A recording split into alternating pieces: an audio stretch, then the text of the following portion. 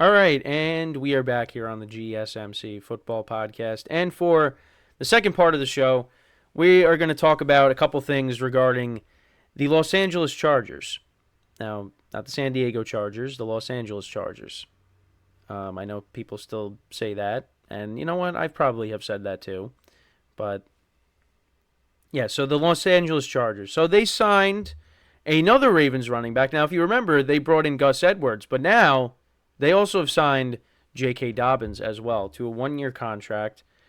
Let me see if I have the specifics of the deal. But, yeah, and this is... Now, the other thing, too, is the Chargers also have now Greg Roman, who is with the Ravens. And, yeah, so it's... The Chargers now have the Ravens backfield, basically. Okay, so I don't have the specifics of the deal, but it's a one-year deal. I'm still looking for it.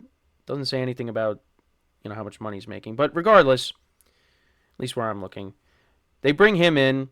And Dobbins is still, I believe he's 25, but has dealt with significant injuries in his short career.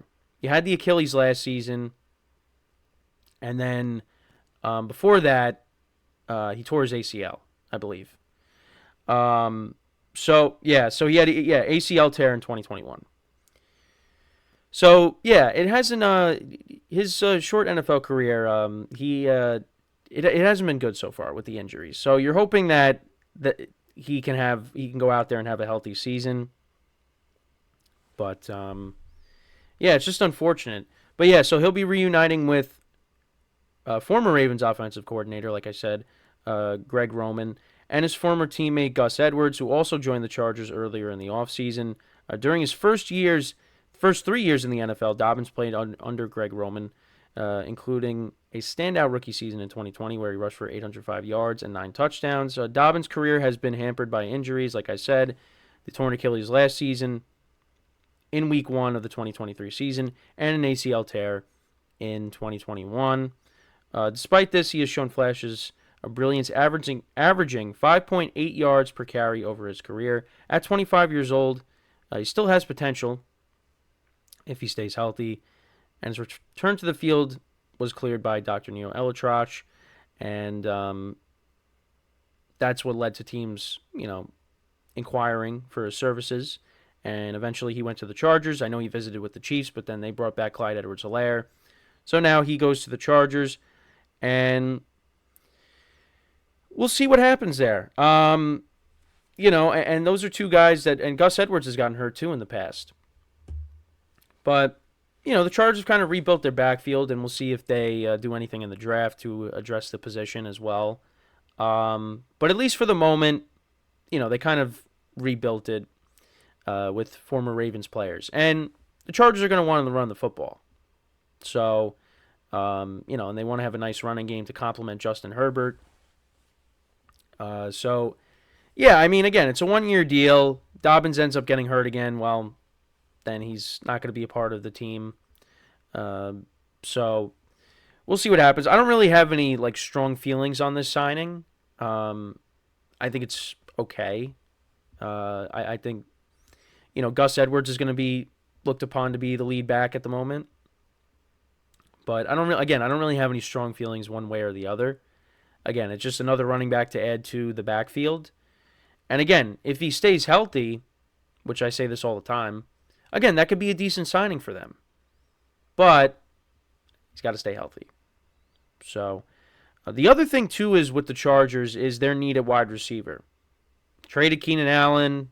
They released Mike Williams. They don't have a ton of wide receiver depth at the moment. You have Joshua Palmer, Quentin Johnston, and Darius Davis, I believe. So one thing they could do is, and again, I've been talking about this guy for weeks now, is Tyler Boyd. He is still out there. So the Chargers, maybe they bring him in, and then they end up drafting a receiver. I think that it's safe to say they're definitely going to draft a receiver, because that's what they really need right now, is a receiver. Now, you could, address, maybe the offensive line or,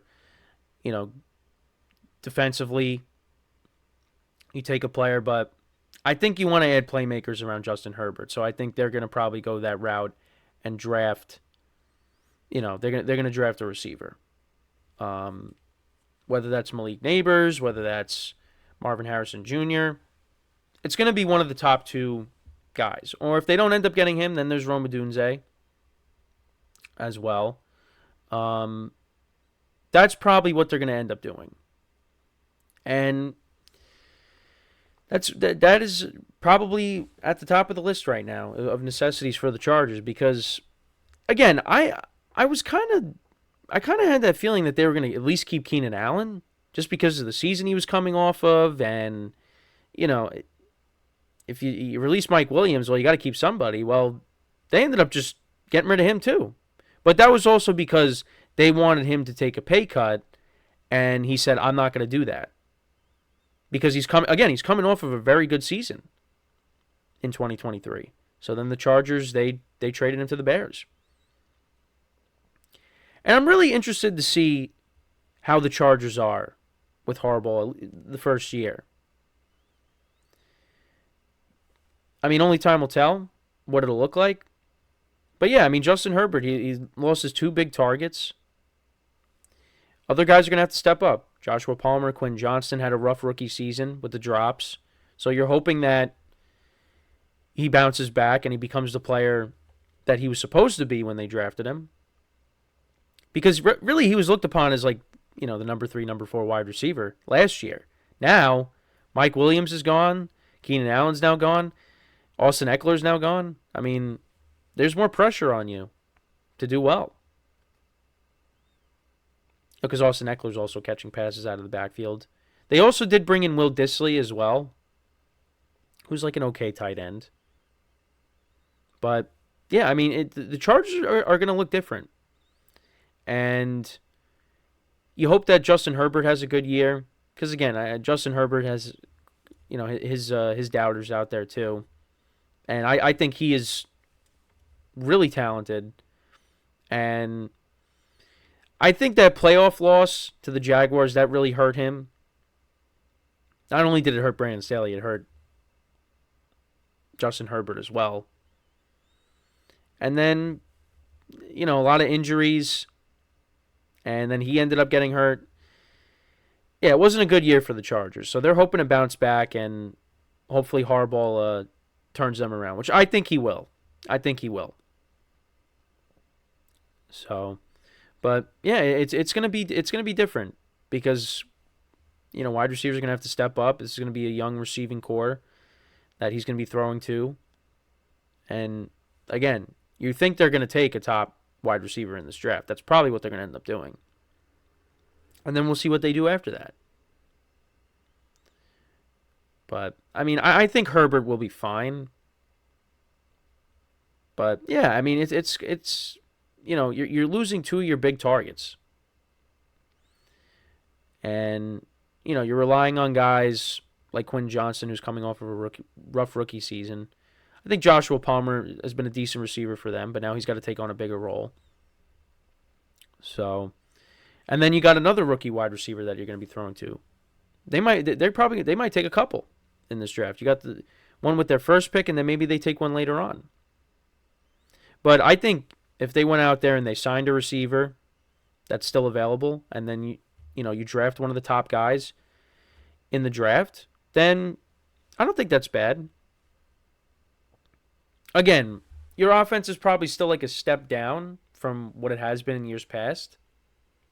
But, give some time for it to grow, and this could still be a decent offense. I'm not going to look at it as like a top offense in the NFL, but again, you sign a receiver that's still available, and then you draft one of the top guys to go along with Quentin Johnston and Joshua Palmer. I mean, that's not bad. Again, I would prefer that they would have kept Keenan Allen at least, but they traded him. But I think it'll be okay. And then you got both running backs from the Ravens, Gus Edwards and J.K.Dobbins. So again, on paper, I don't think it's a bad offense. But again, there's still moves that need to be made with this team. I mean, again, the Chargers, I look at them as you're going to be fighting for a wild card spot at best. Because, again, when it comes to the AFC West, it's the Chiefs and then it's everybody else. So they're going to be looking to, I'd say, they're going to be looking to make the playoffs through the wild card. That's how I feel. If they're going to be a team that's going to be in the mix. And I think they will be in the mix with Harbaugh, his first year. I mean, again, this is a process. So I don't expect them to be amazing right off the bat. They might end up missing out on the playoffs in year one with Harbaugh. But, in future years, it's going to be different. The cap situation with the Chargers wasn't the best. That's why they had to let go a lot of guys and not bring back anybody. I just still find it amazing that Keenan Allen, Mike Williams, Austin Eckler, all gone. All gone. And they were key parts of this offense. But that's what they decided to do. And these guys are getting older and coming off of injuries, so, new regime kind of makes sense. But yeah, it's gonna be different, and we'll see how Justin Herbert responds. But yeah, I mean, with Harbaugh, they could definitely be in the mix. But again, this conference is a gauntlet, so it's gonna be really tough. I mean, there are teams that I would take. When it comes to the wild card, when it comes to maybe that second, third wild card, there's teams in front of the Chargers that I would take. The Chargers are, kind of, further down on that list. But we'll see what ends up happening. But again, this is only Harbaugh's first season. The draft is next week. So again, the Chargers are going to add more to their roster. I would expect that they're going to add a couple of wide receivers through this draft. But yeah, I think that's probably what they're going to end up doing, is going wide receiver with their first pick. Like I said, whether it's Marvin Harrison Jr., whether it's Malik Neighbors, it's probably going to be one of those two guys. But now, again, you're hearing that, Marvin Harrison Jr. might not be the first wide receiver taken. It might be Malik Neighbors. We'll see. Or maybe Harbaugh says, you know what?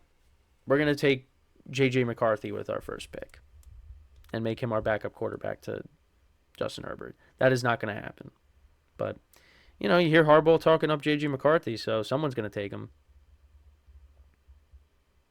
Hopefully, we'll see. We'll see. I don't want to say anything, but it's in a week. Exactly 1 week is the draft.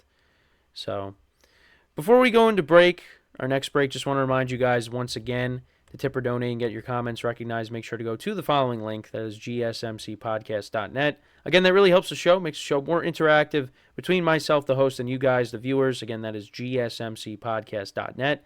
And as always, it is displayed on the ticker at the bottom of the show segment down below. So when we come back from our second break of the show, again, let me know what you guys think about Charger stuff here. How do you feel about the J.K.Dobbins signing, as well as how do you think the Chargers will address the wide receiver position? Whether it's through the draft, free agency, let me know. But yeah, when we come back from our second break of the show, we will talk about Jared Goff and his commitment to the Detroit Lions. We'll talk about what he had to say about them. And that is what we will do when we come back. So with that being said, stick around and we'll be right back here on the GSMC Football Podcast.